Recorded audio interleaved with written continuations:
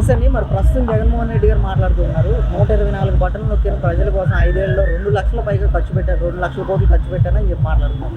ఈరోజు నా కోసం 2 బటన్లు నొక్కండి, వచ్చే ఎన్నికల్లో ఇలాంటి పెత్తందారులని తరిమి కొడదాం అని చెప్పి కూడా ఆయన మాట్లాడుతున్నారు. మీ బిడ్డగా నేను ఉన్నానని చెప్పి అంటున్నారు. ఏం చెప్తారు? ఎవరు నీ ఇంటి సొమ్ము తెచ్చి పెట్టావా ఏంటయ్యా? అప్పులు తెచ్చా కదా నువ్వు సంక్షేమ పథకాలను ఇచ్చింది. ఆ సంక్షేమ పథకాలు ఎక్కడి నుంచి కాపీ చేసావు? జగన్మోహన్ రెడ్డి నువ్వు ఆ సంక్షేమ పథకాలు చంద్రబాబు గారి దగ్గర నుంచి కాపీ చేసి ఆయన మినీ మేనిఫెస్టో అని సూపర్ 6 అని 6 పథకాలు పెడితే వాటిలో కాపీ చేసి నేను బస్సులో మహిళలకి ఉచిత ప్రయాణం ఇస్తాను, 3 సిలిండర్లు ఇస్తాను, ఇవన్నీ నువ్వు ఆయన పెట్టిన పథకాలు కాపీ చేస్తున్నావు. నువ్వు ఇచ్చింది ఎక్కడ? పథకాలు ఇచ్చింది ఎక్కడ? నువ్వు నీ సొంత డబ్బులు కానీ లేకపోతే నీకు కేటాయించిన నిధుల్లో నుంచి కానీ తీసేవాళ్ళు అప్పులు తెచ్చి ఇచ్చావు. ఎందుకు నొక్కాలి నీకు 2 బటన్లు? సిద్ధం అన్నావు. నువ్వు ఇంటికి వెళ్ళడానికి సిద్ధం అవడానికి నీకు బటన్లు నొక్కాలా? ఎందుకు నొక్కాలి నీకు? లేదంటే నువ్వు చేసిన కేసులు అక్రమంగా నీ మీద ఉన్న చంద్రబాబు గారి మీద పెట్టిన కేసులు ఇవన్నీ నిరూపించుకుంటామని నీకు బటన్ నొక్కాలి. ఏ విధంగా 2 బటన్లు నొక్కాలి? ఎందుకు నొక్కాలి? అంటే ఈరోజు ప్రతి గ్రామంలో కూడా రోడ్లు వేసాము, అభివృద్ధి చేసాము అని చెప్పి మాట్లాడుతున్నారు.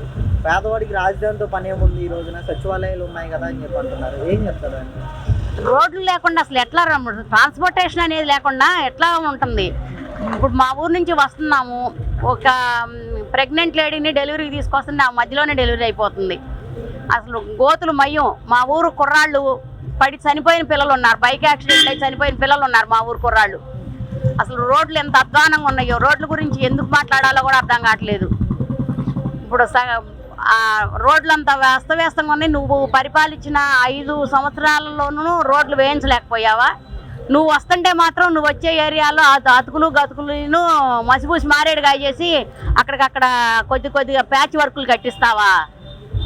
అదే అంటే గత చంద్రబాబు నాయుడు 3 సార్లు సీఎంగా ఉండి కూడా ప్రజల సొమ్ము దాచుకో పంచుకో అన్నట్టుగానే చేశాడు. 2 లక్షల కోట్ల వరకు సంపాదించుకున్నాడు ఆయన అని చెప్పి చాలా ఆరోపణలు చేస్తున్నారు. ఆరోపణలు చేయడానికి ఏముందయ్యా? 100 ఆరోపణలు చేస్తాడు. చంద్రబాబు గారు దాచుకోవడం అయితే ఆయన 72% కంప్లీట్ అయిపోయిన పోలవరం అని నువ్వు ఇంతవరకు చేయలేదు. మరి అమరావతి రాజధానిగా ఉండాలంటే 3 రాజధానులు అన్నావు నువ్వు ఎక్కిన మరో రోజు నుంచేను. మరి ప్రజావేదిక కూల్చావు. ఆ 3 నువ్వు ఎక్కిన తెల్లారి నుంచి రాజధానులు అన్నాడివి. మరి 4.5 సంవత్సరాల్లో రాజధాని ఒకటి కూడా ఏర్పాటు చేయలేదే. మరి ఆయన సంక్షేమం అనేది కొంచెం చేశారు. ఆయన అమరావతిలో కొన్ని ఇప్పుడు హైకోర్టు నిర్మించారు. మరి నువ్వు కూర్చొని పరిపాలించే సచివాలయం ఆయనే కట్టించారు.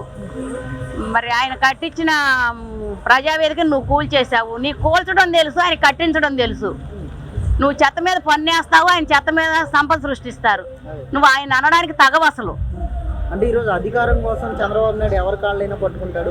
ఎన్నికల్లో ఒంటరిగా పోటీ చేసే ధైర్యం కూడా లేదు చంద్రబాబు నాయుడుకి. జగన్మోహన్ రెడ్డి సింహంలా పోటీ చేస్తున్నాడని చెప్పి ఈరోజు బీజేపీతో పొత్తు పెట్టుకోవాలని ప్రయత్నిస్తున్నారు చంద్రబాబు నాయుడు. నువ్వు మూర్ఖుడివయ్యా, నువ్వు మూర్ఖుడివి. నువ్వు దేనికైనా పాల్పడతావు, ఎంతటి నష్టాన్ని అయినా సరే చేస్తావు. నువ్వు నీ అధికారం నీ చేతిలోకి రావాలి అంటే బుగ్గలు నిమురుతావు, చెంపలు నిమురుతావు, హామీలు ఇస్తావు, ఒక ఛాన్స్ అంటావు. ఇప్పుడు వస్తావు మరొక ఛాన్స్ ఇవ్వండి అంటావు. నిన్ను అదమ దొక్కాలి, కథం దొక్కేయాలి, నిన్ను ఇంటికి పంపించాలి, సిద్ధం అంటున్నావుగా ఇంటికి వెళ్ళటానికి. మరి నిన్ను సిద్ధం చేయించాలి అంటే చెయ్యి కలపాలి.